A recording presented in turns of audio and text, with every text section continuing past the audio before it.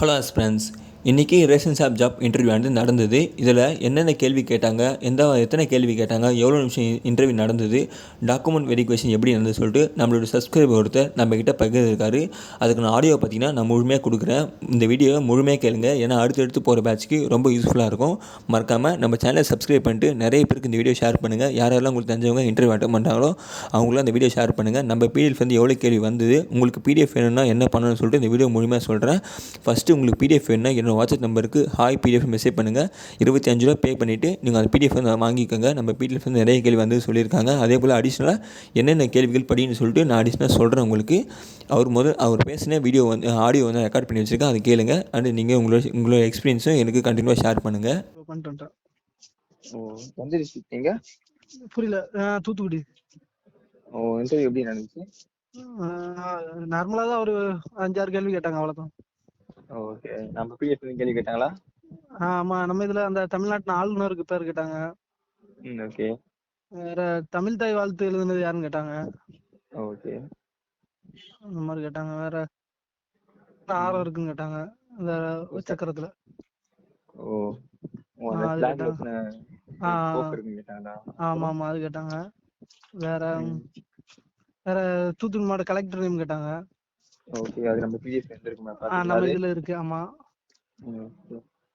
வேற அவ்வளவுதான் சார். வேற ஒன்றும் கேள்வினா இல்ல சார், கொஞ்சம் தான். என்கிட்ட ஒரு 6-7 கேள்வி 2 பேர் தான் உட்காந்துருந்தாங்க. இவங்க 2 அவங்க 2 அவ்வளவுதான் கேட்டாங்க. நான் ஃபர்ஸ்டே உள்ள போயிட்டேன். அதனால கேட்டுட்டு சரி ஓகே பார்க்கலாமுங்க அப்படின்ட்டாங்க. அப்புறம் இன்னைக்கு எந்த அப்டேட் கொடுத்தாங்களா? என்னைக்கு ரிசல்ட் சொல்லிட்டு? புரியல சார். நான் அதை கேட்டேன், எப்போ சார் ரிசல்ட்? அது ஆன்லைன்ல அப்டேட் பண்ணுவாங்கப்பா அப்படின்ட்டாங்க. ஓகே. சர்டிஃபிகேட் வெரிஃபிகேஷன்லாம் எப்படி பண்ணாங்க?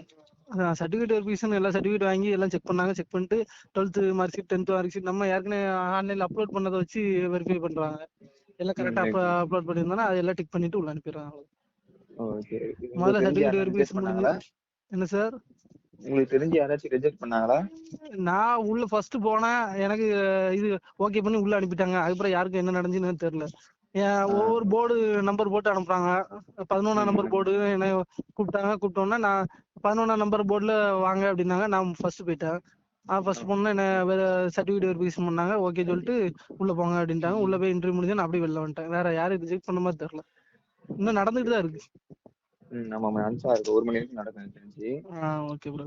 அடுத்த அப்டேட் எப்போ ப்ரோ இருக்கும்? அது வந்து ஒரு இந்த மாசம் அடுத்த மாசத்துல வந்துரும். அப்புறம் வேலை தான் ஒரு 5 மாசம் ஆகும் நினைக்கிறேன் கடைக்கு. 5 மாசம் ஆகுமா? ஆமா. இல்ல, போன வாட்டி 5 மாசம் ஆச்சுனாங்க ஒர்க் கொடுக்கறதுக்கு. இந்த மாசம் சீக்கிரமா நான் எப்படி இது அப்டேட்ல என்ன வரும்? பாஸா ஃபெயிலாங்கிறது வந்துருமா? உங்க ரெஜிஸ்டர் நம்பர் காமிக்காது. புரியல என்ன ப்ரோ? உங்களோட ரெஜிஸ்டர் நம்பர் காமிக்காது, ஷோ ஆகும் ரிசல்ட் வந்தா. சரி சரி. அதுல ஷோ ஆயிட்டுனா இந்த பாஸ்னா அப்புறம் வேகன்ட் போட்டுருவாங்களா, இல்ல அதுக்கப்புறம் ஏதாவது ஃபில்டர் பண்ணுவாங்களா? இல்ல அல்ல, ஷோ ஆயிடுச்சுன்னா அப்புறம் வேகன்ட் கொடுத்துருவாங்க. அது எப்ப போடுவாங்கிறது கொஞ்சம் பார்த்து போடுவாங்கண்ணா. ஆமா ஆமா, கொஞ்சம் டைம் ஆகும். வேற வேற கேள்வி எத்தனை? ஒரு 7 கேள்வி தான் கேட்டாங்க மொத்தமாவே. அவ்வளவுதான் ப்ரோ கேட்டாங்க. அடிஷனல் வேற எதுவும் இன்ஃபர்மேஷன் கேட்கல உங்க கிட்ட? அப்படி ஒண்ணும் கேட்கல. நான் ஃபர்ஸ்டே போனேன்னா என்கிட்ட டக்குன்னு அதை கேட்டுட்டு சரிப்பா கிளம்பு அப்படின்ட்டாங்க. மொத்தமா எவ்வளவு நிமிஷம்? ஒரு 10 நிமிஷம் நடக்குமா உங்களுக்கு மட்டும்? 10 நிமிஷம் அவ்வளவுதான் நடந்தோம். Okay okay okay okay. போன வருஷம் நம்ம இதுல இருந்து யாராவது செலக்ட் ஆனாங்களா? இல்ல, நான் இந்த வருஷம் ஃபர்ஸ்ட் டைம் பண்றேன். போன வருஷம் ஃப்ரெண்ட் பண்ணாரு, அதுல இருந்து 3 பேர் பண்ணாங்க. 3 பேர் செலக்ட் ஆயிருக்காங்க. அப்படி 3 பேர் இருந்தாங்கண்ணா? ஆமா ஆமா. சரி சரி சரி. எத்தனை செலக்ட் போடுவாங்க? எத்தனை போஸ்டிங் போடுவாங்க? அது மாவட்டத்துக்கு ஏற்ற மாதிரி பிரிச்சு போடுவாங்க. பிரிச்சு போடுவாங்க. சரி, நம்ம மாவட்டத்துக்கு எவ்வளவு போட்டாங்கன்னு தெரியல. சரி ஓகே. நான் போட்டா அப்டேட் பண்ணுவேன். போட்டா அப்டேட் பண்ணுவேன். சரி ஓகே பிரதர், பாத்துக்கலாம். இது எப்படி இந்த இன்டர்வியூல அந்த 7 கேள்வி வச்சு ஒரு 50 மார்க்கா? ஆமா, அது அந்த கேள்வி கொடுத்து பிரிப்பாங்க மார்க்கு. ஓகே. அது அப்புறம் உங்க ஸ்கூல்ல இருக்க மதிப்பெண் வச்சு பிரிப்பாங்க மார்க்கு. ரெண்டையும் வச்சு ஆவரேஜ் போட்டு நமக்கு என்னன்னு வரும். ஆமா ஆமா.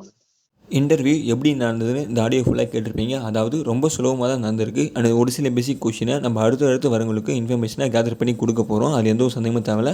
நீங்களும் இன்டர்வியூ ரொம்ப சுலபமாக தான் நடக்கும். நீங்களும் ரொம்ப சிம்பிளாக அட்டெண்ட் பண்ணுங்கள். எந்த ஒரு கஷ்டப்படாமல் ஜென்ரலாக தான் கேள்வி கேட்குறாங்க. நம்ம பிடிஎஃப் வந்து நிறைய கேள்வி கேட்குறாங்க. அதில் எந்த ஒரு சந்தேகமும் தேவையில்ல. ஜென்ரலாக இன்னும் கொஷின் ரெடி பண்ணி நம்ம பார்த்தீங்கன்னா எல்லாருக்கும் கொடுக்க போகிறோம். அதில் எந்த ஒரு சந்தேகமும் தேவையில்ல. சப்ஸ்கிரைப் பண்ணிட்டு வெயிட் பண்ணுங்கள். ஏதாவது சந்தேகம் இருந்தால் என்னோட நம்பருக்கு கால் பண்ணி கேளுங்க. டிஸ்கிரிப்ஷனில் பார்த்தீங்கன்னா என்னோட நம்பர் இருக்குது. பிடிஎஃப் வேணும்னு நினச்சிங்கனாலும் டிஸ்கிரிப்ஷன் நம்பர் இருக்குது. பேமெண்ட் பண்ணிவிட்டு பிடிஎஃப் ஆனது வாங்கிக்கோங்க. அதில் எந்த ஒரு சந்தேகமே தேவையில்ல. இந்த வீடியோ முழுமையாக பார்த்துட்டு நிறைய நண்பர்களுக்கு ஷேர் பண்ணுங்கள். தேங்க்யூ.